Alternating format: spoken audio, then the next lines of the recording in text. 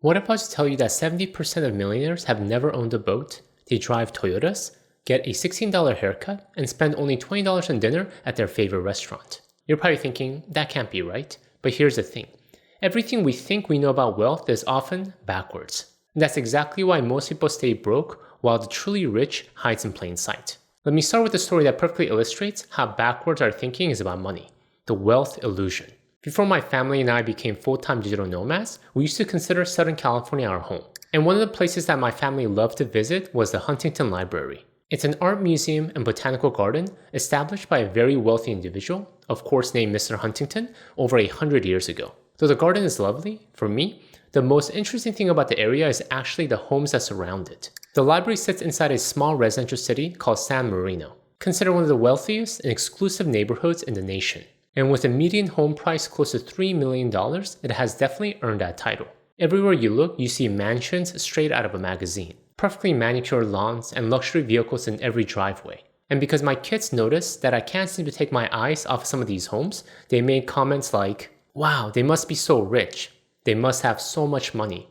They must be so successful. Why can't we live in one of those homes? Why don't we have one of those fancy cars? How come we need to ride around your small dinky car? Are you a loser, Dad?" And how do I answer them?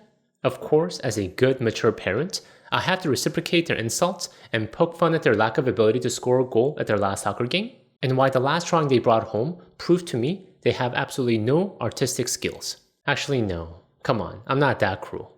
Okay, maybe sometimes. But in this situation, as a good personal finance YouTuber dad that I am, I swallowed my pride and I did answer them with something that actually made better sense.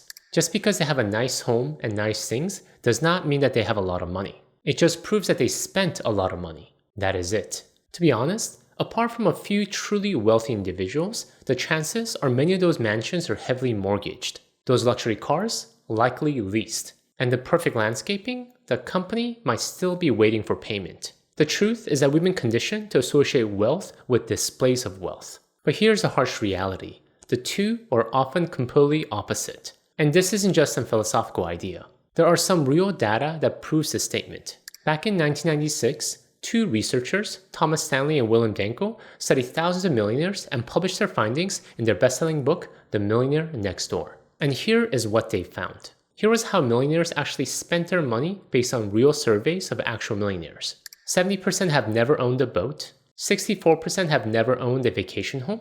Their most popular car? Toyota. Not Ferrari, not BMW, Toyota.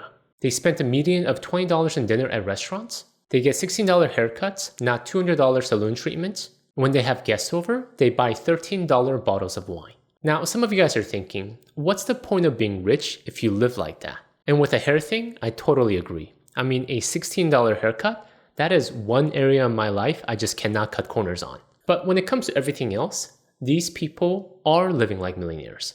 They just don't need to prove it to anyone. Meanwhile, the guy driving the $100,000 BMW might be living paycheck to paycheck, drowning in debt with zero net worth despite making six figures. And what is worse from my perspective is constantly living in anxiety, not just from financial stress, but because he has to constantly worry about what other people think of him. So what do we get this so wrong? It comes down to three massive psychological traps that our brains fall into.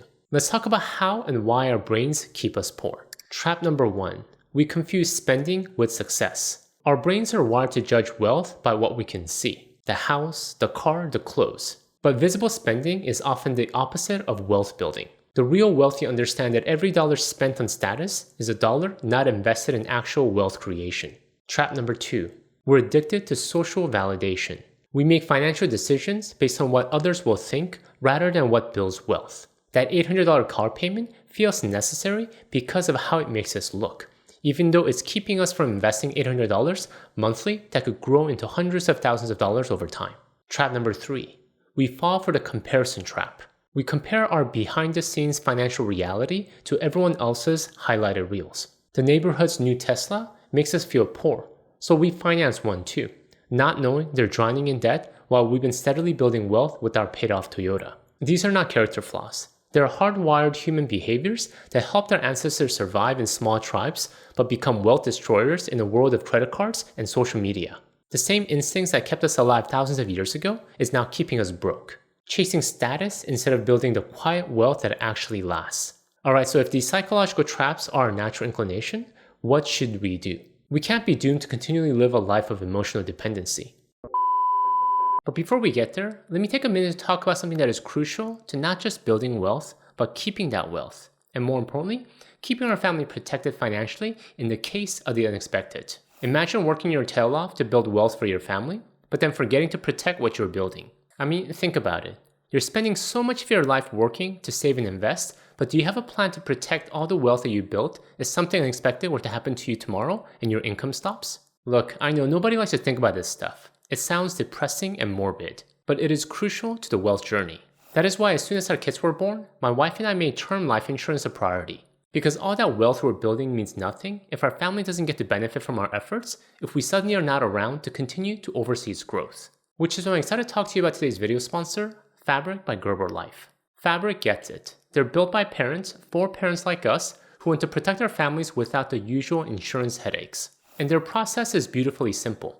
You can apply online in less than 10 minutes. No awkward meetings with agents, no pushy sales tactics, no scheduling nightmares, and no drowning in paperwork that makes your tax return look like a walk in the park. And here's another amazing part. If you qualify, you could be offered coverage instantly with no health exam required. That's right, you could be covered and setting up more protection for your family's financial future in less time than it takes to negotiate a lower internet bill with customer service. Plus, Fabric offers coverage that actually fits real families' budgets. You can get up to $1 million in coverage for less than $1 a day. That's less than what most of us spend on a fancy coffee, brunch on a Sunday morning, or a tasty dessert after a meal. All which can satisfy our taste buds in the moment, but does nothing to grow our wealth or protect our family's financial future. With over 1,900 5-star reviews and an excellent rating on Trustpilot, thousands of families have already trusted Fabric to help protect what matters most. But Fabric doesn't just stop at life insurance. They also offer free online wills, access to kids' investment accounts, and more tools to help you manage your family's financial future, all from your phone. Because here's the truth. You can save like crazy, invest like a pro, and budget like a champion. But if you haven't protected your family with life insurance, you're missing a crucial piece of the wealth building puzzle. So don't wait. Join the thousands of parents who trust Fabric to help protect their family. Apply today in just minutes at meetfabric.com/tay. That's meetfabric.com/tay. MEET fabric.com/tay. And there's no risk to applying. Fabric offers a 30-day money-back guarantee and the ability to cancel at any time. Alright, with that said, let's go back to the video, but this time with the peace of mind that comes from knowing your family is well protected. So we talked earlier about psychological traps that keep us spending more money and more importantly, keep us from wealth. So what can we do? What should we do? Let me share with you the ultimate hack that will completely reverse this unhealthy wiring. Save like crazy. I know. It does not sound like an ultimate hack or some secret formula to wealth. It actually sounds ridiculously boring and hard. But do you know why? It's because there is no secret formula. The formula to wealth is quite simple. It's just not easy. And this is not some random money statement I'm pulling out of a hat. I've personally met and worked with hundreds of people with 7 and even 8-figure portfolios throughout my work. And do you know what almost all of them had in common? Many were not brilliant investors. Many had average salaries. But frugality and saving money was a cornerstone of their lifestyle. And they didn't save a little bit of money here and there, but they made it a top priority throughout their lives. But I know, just saying save more is useless advice if you don't know where to start. Deep down inside, we all know we need to save more to build wealth. It's just that we all get stuck. So let me share with you some practical advice. Let me share with you a 2-part saving strategy that actually works. Part 1, slash your fixed costs. Your fixed costs are recurring expenses that happen whether you think about them or not. Rent, car payment, insurance, utilities, phone bills, these are the silent killers of wealth. Here's a good rule of thumb that makes saving so much easier. Try to keep your total fixed costs below 50% of your pre-tax income. That means that if you make $10,000 a month, your rent, car payment, insurance, and other fixed costs should total less than $5,000. If you make $20,000, then $10,000. Why focus on fixed costs? Because they're the hardest to change once you commit to them. Sign a 3-year car lease for $800 a month, and you're stuck with that payment regardless of what happens to your income. Housing and transportation typically eat up half of most people's budget, so these are where you can make the biggest impact.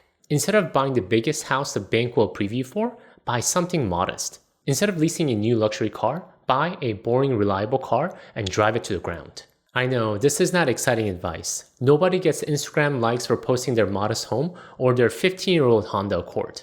But you know what's better than getting likes? Actually having money. Part 2. Make saving automatic. Once you've gotten your fixed costs down, you want to remove the next biggest barrier to saving money. You. If you rely upon yourself to save money when you feel like it, you will always fail. Don't focus on willpower. Instead, systematize your savings through automation. Start with your 401k. If your employer offers matching, contribute at least enough to get the full match. That is free money. But don't stop there.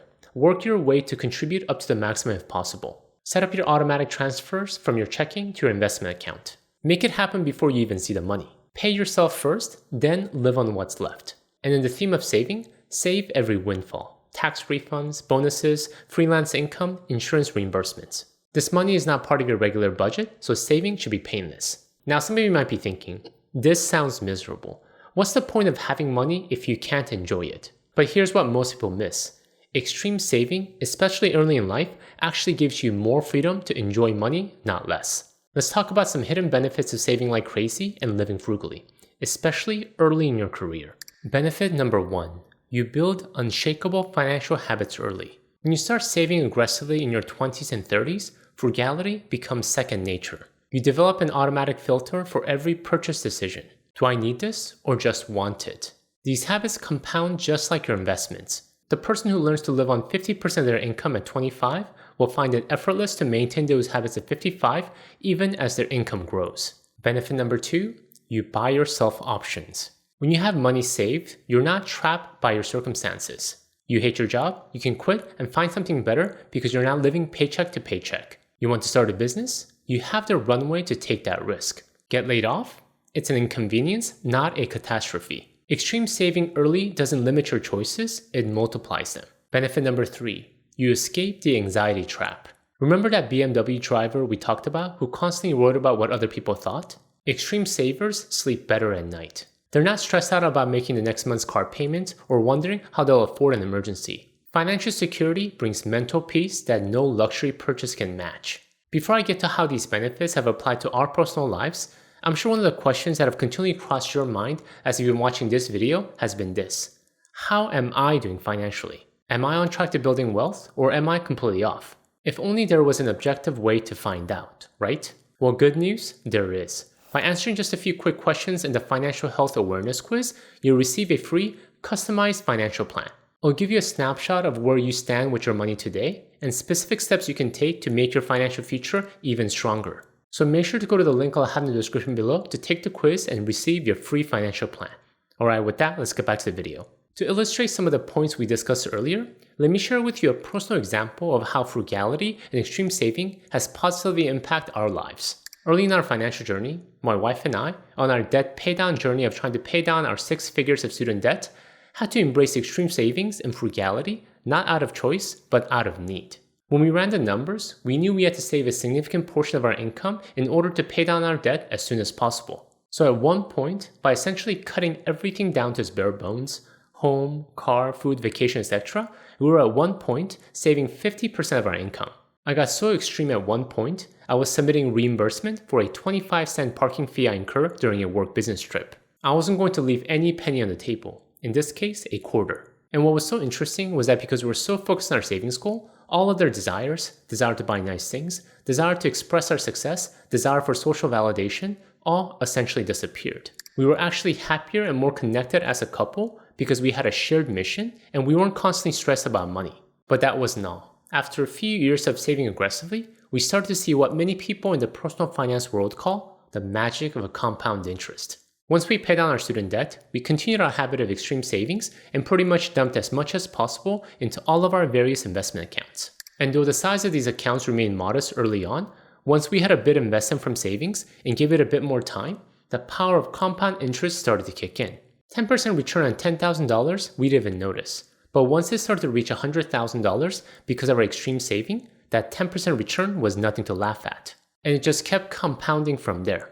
At one point, compounding alone contributed to a significant portion of our net worth growth. Today for my wife and I, we don't need to save as aggressively as we did in those early years because much of the heavy lifting was done when we were younger. The money we invested in our 30s is now working harder than we are. Some years, our investments actually make more money than our actual jobs. But I know what some of you guys are thinking. You can't help yourself but think of reasons why this can't work for you. So let me address some of those common objections. I don't make enough to save 25%. Well, I say start with 1%, then increase it by 1% every few months. Also look at your spending. I guarantee you there are expenses you can cut today that you won't even miss. I'll start saving when I make more money. This is a trap. Lifestyle inflation means that as you make more, you spend more. If you can't save on $50,000, you probably won't be able to save on $100,000 either. What if I die young? I'll have wasted my money. This is just loss aversion talking. What if you live to 90 with no money? That's far more likely and much worse. I want to enjoy my youth. You can still enjoy life while saving aggressively. It just means you're being intentional about what you spend money on instead of mindlessly consuming. But here's maybe the hardest part about extreme saving. Dealing with social pressure. Your friends will think you're cheap. Family members will question your choices. Society will tell you that you're not living your best life. When everyone around you is leasing new cars, buying expensive clothes, and living paycheck to paycheck while looking successful, choosing to be frugal feels like swimming upstream. But remember, you're not trying to impress these people, you're trying to build actual wealth. And real wealth is financial freedom, not expensive possessions. The millionaires that I know don't care what others think about their modest cars or simple lifestyles. They care about having options, about being financially independent, about not having to worry about money. So if you're serious about building true wealth one day, learn the crucial habit of saving like crazy. Thank you guys for watching. In the theme of how truly wealthy you live, please check out my video where I reviewed the book that I referenced earlier in the video, The Millionaire Next Door. Until next time, all the best.